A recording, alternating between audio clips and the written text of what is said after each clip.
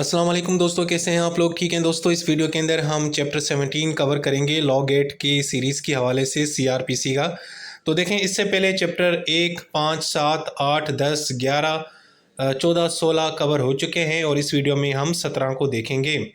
देखें, जो चैप्टर 17 है उसके अंदर सिर्फ दो ही सेक्शन है, 204 एंड 205, जिसका ताल्लुक है commencement of proceeding before court, यानी कोर्ट के सामने प्रोसीडिंग किस तरह स्टार्ट होती हैं।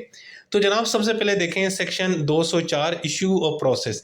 अब इसमें यह है कि अगर अदालत को लगता है कि जनाब ये जेन्युइन केस है और इसके ऊपर मुकदमा शुरू करना चाहिए, तो अदालत सबसे पहले क्या करेगी कि एक समन जारी करेगी जो जिस बंदे पे इल्ज़ाम होगा अक्यूज़ के, यानी अक्यूज़ को बुलाएगी कि भाई आए, आपके खिलाफ एक शिकायत आई है, आप पे एक इल्ज़ाम है, आप पेश हों। और अगर उस केस में वारंट की ज़रूरत होती है तो अदालत फिर वारंट जारी करेगी। ठीक है ना। तो अब यानी सबसे पहली जो स्टेज है वो ये है कि आपने अक्यूज़्ड को बुलाना है।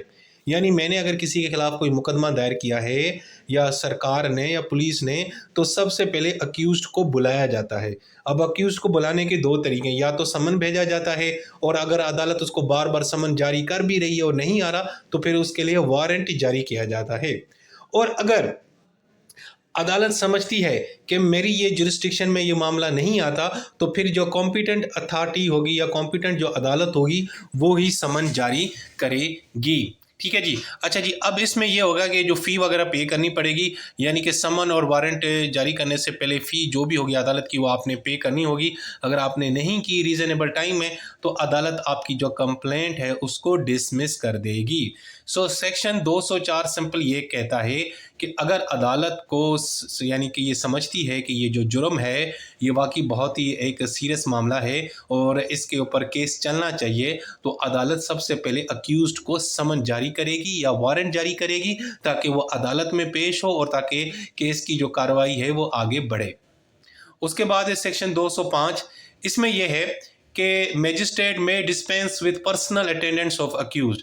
देखें, जब मैजिस्ट्रेट समन जारी करता है ना, तो उसमें यानी कि जो अक्यूज्ड है ना वो अपने वकील के ज़रिए भी पेश हो सकता है, यानी अक्यूज्ड नाम भी आए और उसका वकील अगर पेश होता है तो तब भी बात बन जाएगी, कोई प्रॉब्लम नहीं है। लेकिन अगर आगे चल के मैजिस्ट्रेट अक्यूज्ड को पर्सनली बुलाता है कि भाई आए, अदालत में पेश हों, आपकी अदालत में ज़रूरत है, आपसे कुछ पूछताछ करनी है, कुछ भी हो, तो फिर उस अक्यूज्ड बंदे को अदालत में पेश होना है।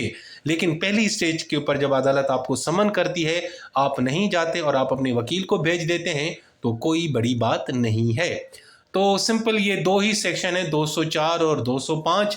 इसमें सिंपल यह है कि किस तरह प्रोसीडिंग स्टार्ट होगी। उसमें सबसे पहले जो सेक्शन 204 है इसके अंदर अदालत समन या वारंट जारी करेगी ताकि अक्यूज अदालत में पेश हो, और 205 में यह बताया कि अक्यूज अपनी जगह पे वकील को भी भेज सकता है। लेकिन आगे चल के केस की आगे चल के अगर अदालत समझती है कि वो जो अक्यूज है वो पर्सनली अदालत में पेश हो, तो फिर उसको अदालत में पेश होना पड़ेगा।